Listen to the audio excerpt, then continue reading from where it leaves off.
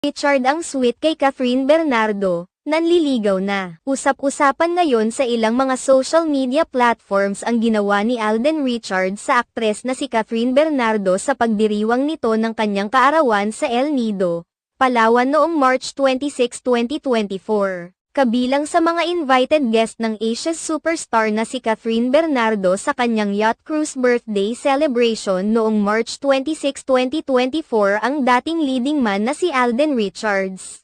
Matapos ang kanilang masayang celebration, kumakalat ngayon sa ilang pahayagan ang isyong dumadamoves na umano itong si Alden Richards para sungkitin ang puso ng dalaga. Umaani ngayon ng samot-saring reaksyon mula sa mga netizens ang ibinahaging post ni Lovely Abella kung saan marami ang umiintriga kina Catherine Bernardo at Alden Richards.